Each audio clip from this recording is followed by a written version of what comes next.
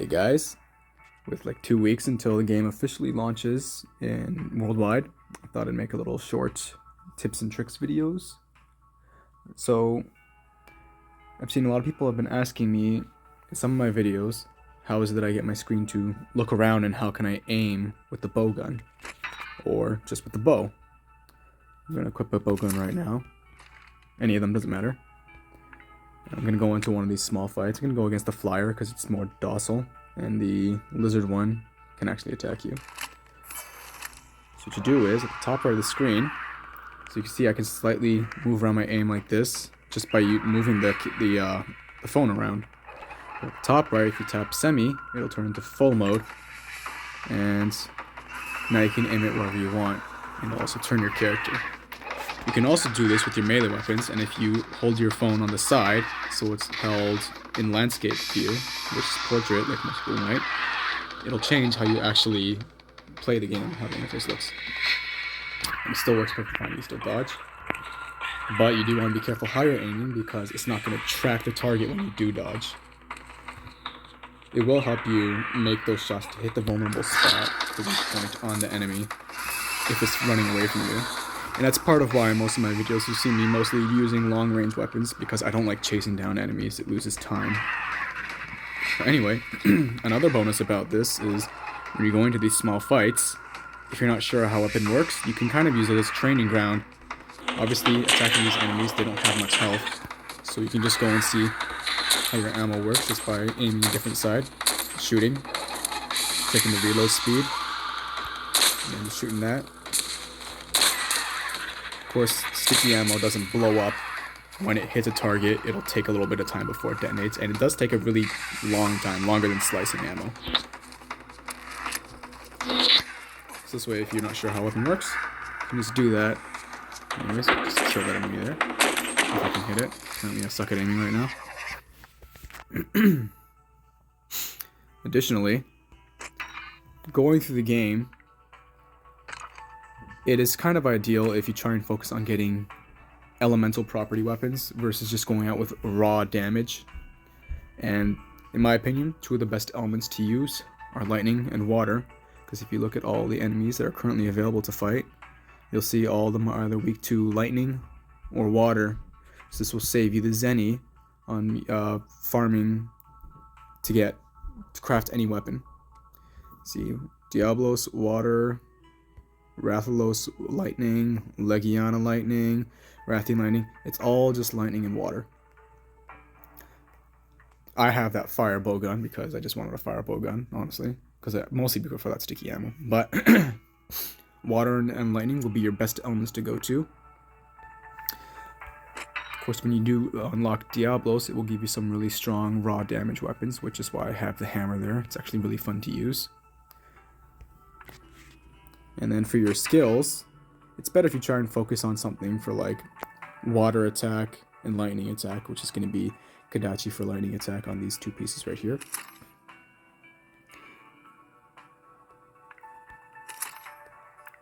And then for the water attack, I mostly just use Juratotis. So the thing about these skills are, as you can see, it says grade 4. When I get to grade 4 on this armor, it'll actually unlock this next skill. But when you look at other things, just because it says level 1 there and there's nothing else after, that doesn't necessarily mean that's going to be the only skill that you get on it. It does look like when you do reach grade 6 for this one, maybe for the other ones, I don't know, it will increase the level of that skill to level 2. So probably with all those other ones, it might be upgrading the first skill by level 1. Additionally, the other perks you might want to look for, like if you're using a bow gun, usually I will run with the element, which is like, I'm mostly using my water bow gun, honestly. So I'll be using water elemental attack up, and then I'll be using, where is it? Oh, down here. I'm using recoil down because it really increases the firing rate. Just for recoil down level 1, it'll massively reduce the firing rate. Increase the firing rate, for your normal ammo, or whatever ammo. But for slicing ammo and sticky ammo, it doesn't seem to affect it. probably the higher levels will affect it. I haven't actually tested that, but that is my assumption. I will be leveling this up eventually when I get the materials, and hopefully when I can overgrade it, I will see. Also, reloading speed is definitely a must-have, because especially when you're reloading like sticky ammo, it just leaves you really vulnerable. Of course, if you are worried about being left vulnerable when you're stuck reloading, what you can do is, instead of just going for a perfect dodge against the boss, just try and keep your distance, shoot at them, and then when you telegraph that they're going to come and attack you, because you'll see that red flashing on them, you just dodge to the side and just quickly reload, and then you start continuing your shots again. Or if you're still worried about taking the damage, see the special here. If the enemy is coming to rush at you and you're not sure if you can get the dodge or not, just keep tapping it so it'll just go off. And that actually leaves you invulnerable during that entire animation when you're pulling off that attack. So you can be safe, absorb the hit, and then get away after if you need to, or just keep shooting at them. With the special attacks, they have a really high chance to stagger them too, so you can fully take advantage of that. Another thing is with the paintballs, you have your pink paintballs and your blue paintballs. The blue paintballs are for your palico, and you get 3 of those every day, along with 5 potions. Your palico will mark enemies for you. I'm not sure what it does, what triggers it to actually mark. It'll just do it on its own. Doesn't look like it will mark the same thing that's in the area. I mean, sometimes I've seen it mark the thing that I was actually fighting, which was great because then I got to fight it again, and it's obviously something I wanted to farm. But then I've also seen times when it marked something that wasn't even in the area, nowhere near the area. Your pink balls, though, are for yourself to mark. And another great thing about these is when you do have them marked, you can actually still do multiplayer with your balls. I have a video earlier from my uploads for Monster Hunter Now that actually showcases me doing this with somebody when I was having myself some breakfast. It was a good time, man. Really good time. It's too bad I've only been able to play with 1 other player max. I'm hoping to be able to experience that with 3 other players soon. So what you can do is, if you have some buddies you're playing with, you can just go and save up your paintballs to find something you're going to be farming. Like, for me, I wish I held on to them for Rathalos, because I'm really trying to farm that so I can create the entire set. The set looks really nice and I don't mind playing around with it. But you can hold on to them. They seem to keep monster tracked for 2 hours. Sorry, not 2 hours. 2 days, I think, before they will leave. But also, you can only have 8 targets marked at any given time. This is also including if your Palico's marked enemies are still on your list. So what you can do is you can save up your paintballs so you can mark enemies and hunt them with your friends all together. Or just use them for yourself later on. Say if you are passing by an area and there's an enemy you want to fight, but then you can't fight them because you don't have the health for it, but you can't stay in the area for too long for your health to recover. So you can save it for later.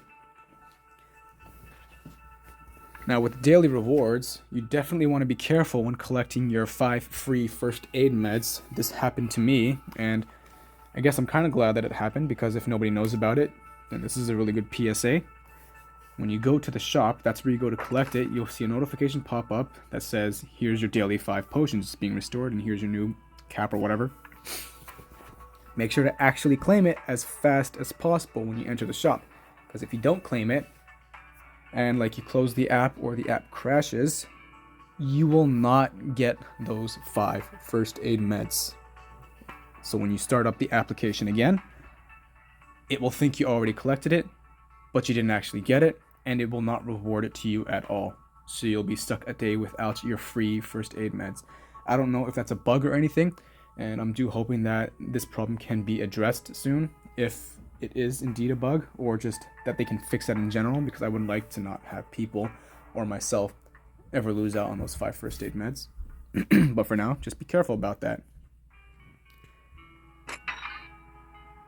So one of the skills you'll definitely want to use for most any build, really, is going to be focus. And the reason for that is because, now let me find one of those gears that have focus on it. I believe there's a Giratotus that has it. Yep, Giratotus leggings. Shortens the charging time for your attack and increases the rate of spear gauge. So the spear gauge is I believe, your special attack, right? So you definitely see a difference when you're hitting enemies, and it builds up faster, even at level 1. Though I prefer to go into a fight with at least level 2, especially after feeling the difference. But more importantly, for the weapons that have charged attacks, like your bows or your greatswords. I haven't played with greatswords too much because charging up to hit as hard as I can, it's just really hard for me to do. And I feel too vulnerable because of it. But I think with focus, I might actually start playing with greatswords more soon, so I guess look forward to some videos about that later on. Because you will, with level 2, there is a significant difference. Normally I'll be going for charging up to level 2 on my bow shots, and then I'll shoot it, and then dodge, and then do level 2 again. But with level 2 focus, I can more often achieve a level 3 charge and get off those shots more often without having to worry about taking damage. So my damage goes up significantly higher just because of that. So definitely getting focus and elemental attacks from your armor for your skills, it's definitely going to be something you want to look to getting whenever you can for your builds. But also, as well, only keep an eye out for your water weapons and for your lightning weapons. If you're somebody that likes to use the bow guns, I haven't used the lightning bowgun, but I would definitely say my favorite bowgun to use right now for water is the Jogger Splits. It just goes back between water ammo and slicing ammo. So, and then you also have the one from Giratotis, which I had no luck getting those materials, honestly. But you see how it has spread water ammo, which is shotgun. Now, based on how I like to play, I like to keep my distance, especially when I'm using a bowgun or just a bow in general. So I'm not a fan of the spread water ammo or just spread ammo in general because I don't like having to go from being long range to up in the face of the enemy. I feel it leaves me too vulnerable, especially when you have sticky ammo, which leaves you really vulnerable when you're trying to reload or even when you shoot a shot because of the recoil from it. And as for the bow, if you like using a bow, I really like the Thunder Bow. Trying to get this up, not having any luck with materials because of the piercing effect that it has. I really like how the pierce works when you're fighting big enemies, which is just basically all of them, because you can get several hits on them. It's just so nice, especially when you just get it nice and right. Pierce ammo in any Monster Hunter game is great. So you have perfect dodging when you're fighting. So unfortunately, I don't think I can really do it in these fights over here. But basically, the perfect dodging, let's turn off full screen mode. When you slide to the side, or even backwards to dodge an attack, if you do it at the right moments, then the game will slow down a little bit to show that you just did a perfect dodge. And that will let you follow up with a counterattack that hits really hard, as opposed to just hitting a normal attack. So it's kind of like a high risk, high reward type thing. I don't try to go for perfect dodges all the time because since this game really only lets you play if you have health, and if you want to keep playing and you have no health and you have to buy potions, I'd rather not get that high risk, high reward deal just so I can just keep playing when I just really want to farm materials. But if that's what you want to do, you can go for it. If you are using a bowgun, it will instantly reload your gun for you, which is definitely a time saver, don't get me wrong. But if you're using a charged weapon like a bow or the hammer, if you hold down the tap after you do a perfect dodge, it will continue to charge and just give you a free level of charge, basically, so you can get a really powerful shot faster, which is really nice. And then with the shield and sword, if you block an attack, because the shield and sword has this little special effect for it, so I'll equip this one. And hopefully a Joggerus or whatever will be on the ground. Ah, yes there is. I can just, oh, no. Well, it's gone. Anyways, so you'll start off with the sword and shield. If you hold down tap on the screen, you'll keep your shield up and block an attack. It absorbs some of the damage. You still take damage, but you can follow up with a counterattack. Unfortunately, with that counterattack, you are not invulnerable and you can still take damage. So in a lot of fights, it's not really useful.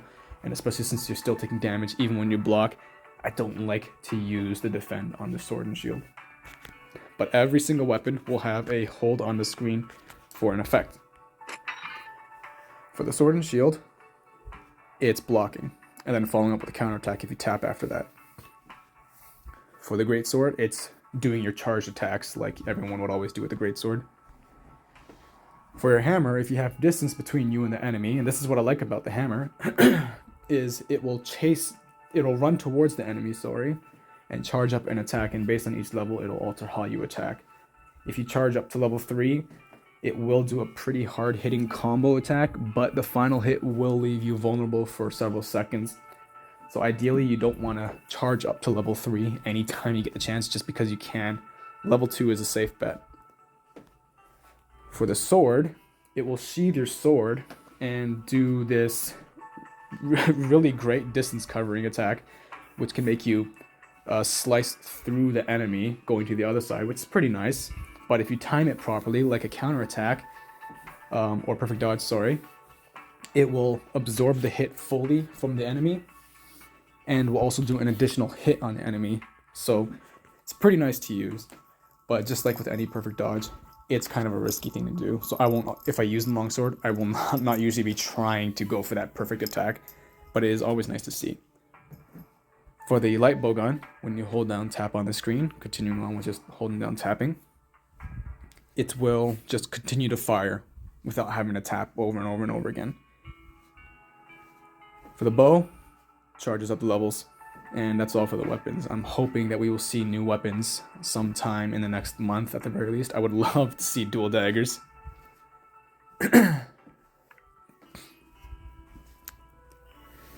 Additionally, if you go to the website, if you haven't played the game yet, and you are thinking about playing, or just want to play and you can't because it's not launched in your area,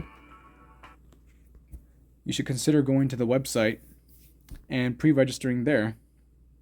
You can see the name of the website at the top of the screen, right here. Or you can always just go into Google and search it up. And the reason why you want to pre-register is because they have pre-registration rewards. Currently we're at 2 million. And if we achieve more, get 3 million, 5 million, we'll get even more rewards. And trust me, you want that 10,000 zenny, because you might feel like you got the money for upgrading your stuff, but it will get expensive and you will be stuck waiting to get the daily rewards to get that 1,000 zenny per daily quest. I'm hoping they include more quests, honestly. I wouldn't mind seeing some quests that will give potions, like 2 potions for completing the quest, at the very least, with no zenny rewards. I think that's a good trade-off. But yeah, so. And also, for new players, it tells you at the start of the game from HR rank 1 to 10. You don't need to worry about using potions and being sparing with them. So you can try and get used to the game and perfect dodging on the earlier enemies, because the game will just keep giving you potions to keep using. You'll get the notification in case you're still unsure. And then after I think it's after rank 10, then it's no longer infinite potions. But yeah, there is a timer when you are in a fight for when you can use a potion, and you'll see that it's like a cooldown in any game. But allow you to get used to how to dodge and to your weapons too, so you can use that to your advantage to use the actual boss fights as a training grounds for your weapons. Now on the subject of weapons, once again, and I know I said this is going to be a short video, but it's already going to 19 minutes soon. So I can't remember how it is you unlock all the weapons, but when you start the game, you will start with sword and shield. After progressing a little bit, you'll unlock the great sword.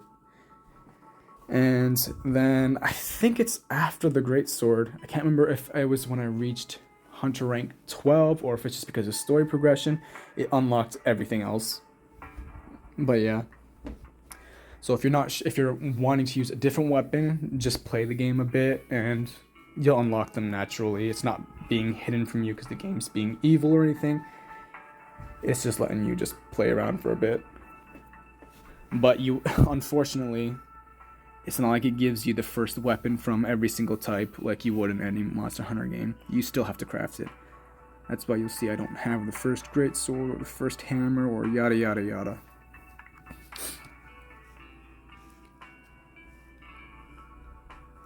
Alright, so I guess that's it for now.